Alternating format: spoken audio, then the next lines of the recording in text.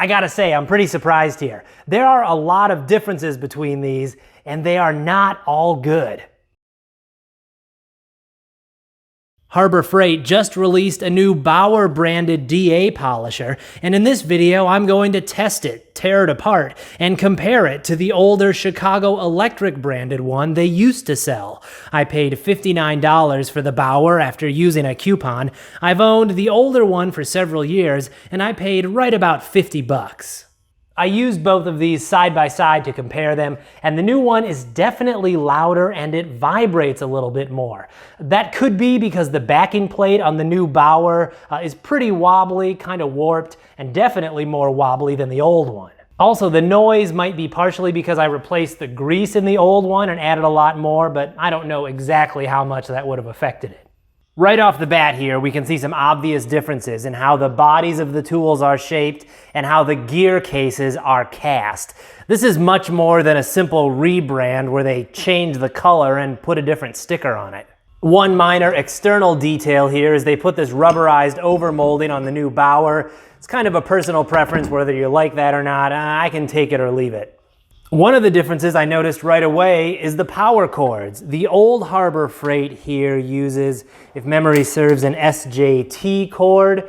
Yep, you can see it right there, SJT. So this is thermoplastic, probably something like PVC. That's pretty common as we've seen, especially on cheaper tools, so that's not a bad material. However, on the Bauer, they stepped up to something nicer. Here we can see it is right there. This is SJ cord. What that means is this is thermoset rubber, material that's tougher in some ways. It's more flexible in low temperatures. It's just a better material for cords. They also used a bunch more cord on the Bauer here. I measured it and there's about 10 feet of cord here. And on the old one, there's about 6.5 feet. So you're still gonna have to use an extension cord most likely with the Bauer, because you know with polishers you usually put the cord up over your shoulder so it's not dragging on the vehicle, but still a longer cord is better. So I like to see this. There's a little bit of a difference in the cord protector boots on these. These keep the cord from kinking over really sharply, which can damage it. The one on the Bauer here is a little beefier and more supple, so that's good to see, but this one's not terrible. Now let's really start getting into these things. On both of them, there is a single screw you remove to take off the rear cover.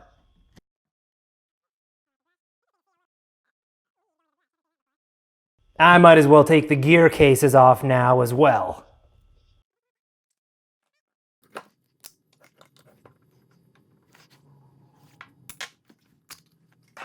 If you ever want to open one of these gear cases, here's how you do it. With this guard in the way, it's not really easy to get a screwdriver right directly on these screws. You'll strip them out. So what you have to do is lock the gear in place with this tool it comes with, then remove these two screws holding this weight on.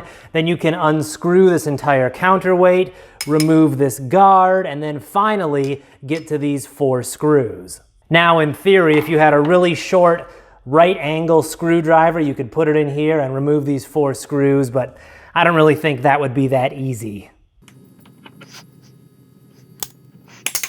Next, you can just unscrew this entire counterweight. Then next, remove these 3 screws and the guard will come off. And finally, remove these 4 screws to open the gear case. Okay, now that we've carved these turkeys, let's take a look at the giblets. First up, the power switches. They're similar in that neither one is a name brand. They're both rated at 8 amps, but the new one here does have this boot to help keep out debris and contamination. So that's a difference that's nice to see. There's also a difference here on the speed adjustment. On the old one, if you look back in there behind the dial, see how it's all black? That's because it's been coated with epoxy. What that does is it helps keep contamination like moisture or dust or vibration from damaging the mechanism in there, or rather I should say the circuitry. On the new one, look down in there and you don't see that because they skipped that step. Looking at the brushes, and they are very similar in size and in hardness. I scratched them and rubbed them on some paper. They're very close. There is a difference here though. You can see there's a little sleeve here on the lead leading from the brush to the brush holder. And since we're talking about the brush holders, we can see them here. They are very similar, both stamped brass and decently thick. We've seen on some really cheap tools that they used such flimsy material you could deform it just installing or removing the brushes. Another detail both of these use is a flat wound spring that retains the brush. That's a nice detail that's skipped on some cheaper tools. It keeps good consistent pressure on the brush, and it allows you to use a taller brush in the same space than using a coil spring here on the top that pushes down on the brush. The body on the new polisher here is marked PA6 GF30, which is no surprise. Nylon with 30% glass fibers is a really common material. They used a good amount of it. It's pretty stiff. The old one is not marked, but it sure appears to be the same material, nylon with glass fiber reinforcement. I scratched it, and it definitely feels like and sounds like there's glass fibers in there. PA6 GF30 is a super common material in tools like this. One thing I did notice is the injection molding is a lot cleaner on the new one. For example, look here around this opening. There's lots of flashing there. This old one is just not as nicely done. There's also a significant difference on the bearings. The old one uses all sealed bearings. You can see this is the black seal right here. So that makes contact to the outer race and the inner race. That helps keep out contamination that can get into the bearing and wear it out.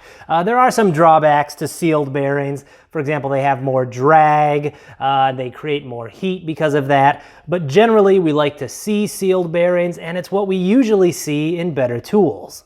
On the new one, they went with the slightly cheaper option, shielded bearings. So the difference here is there is no contact between the shield and the inner race, so this is an entry point for dirt and debris.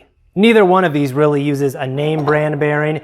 The old one uses CHL brand bearings. CHL is a decently reputable Chinese company.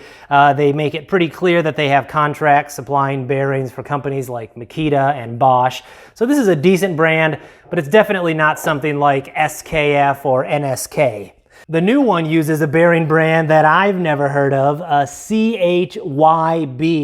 I could not find any company using that name. There is a Taiwanese bearing company called CHY Bearing, but it looks to me like they sell bearings under the NBK brand, not CHYB, so I don't think they made this bearing. Checking out the rotors here, or armatures, and the new Bauer skips a nice detail that we see here on the old one. This is epoxy reinforcement for where the windings connect to the commutator, and that helps prevent vibration from breaking that connection and causing damage. You can see they skipped it here on the new one. Other than that, these rotors are pretty similar in construction. They've both been dipped in resin, they both have a cleanly stamped and stacked laminations, and they both clearly have been balanced.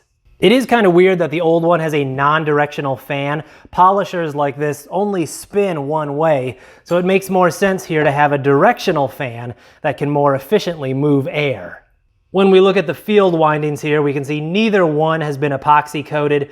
On some more expensive tools, they coat the windings in epoxy to help prevent vibration from damaging something, but they skipped that on these.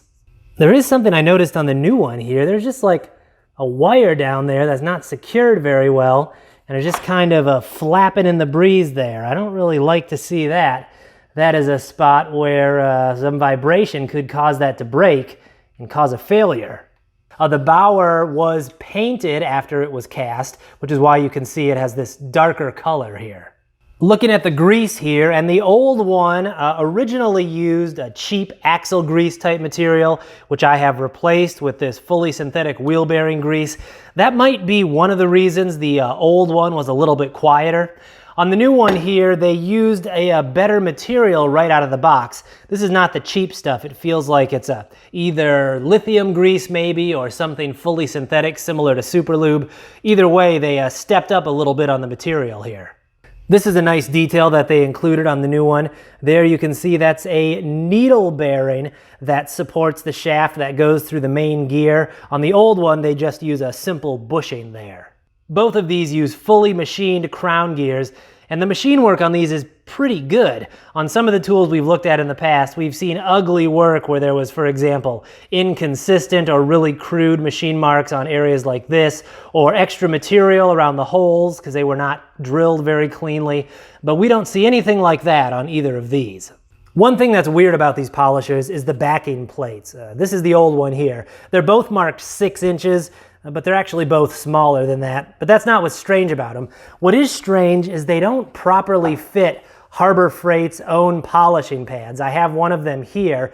You can see the Velcro material only goes out this far. So when you put it on the backing plate, the edge of the backing plate here with that rough Velcro material just chews up the pad and actually throws little bits of shredded pad out on the vehicle while you're polishing.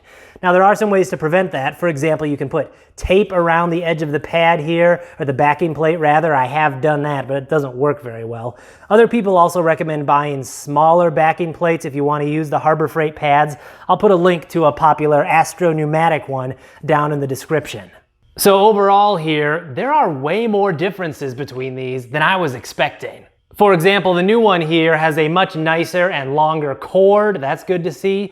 But the old one here has several other build quality details that the new one is missing. I will say that when they were designing this new Bauer polisher, it would have been nice if they had overall improved the tool, not just improved a couple things, but made other things worse. So does that mean this new one is bad? I would say not necessarily. You know, for the average hobbyist, I think this is probably still fine, and it's a lot cheaper than some of the name brand polishers. So what do you guys think? Would you buy this new Bauer polisher? Let me know in the comments down below. And while you're down there, let me know about any video ideas you have. This was actually a video suggested by someone, and it was a really good idea. Also, while you're down there, hit that like button and that subscribe button. Thanks for watching.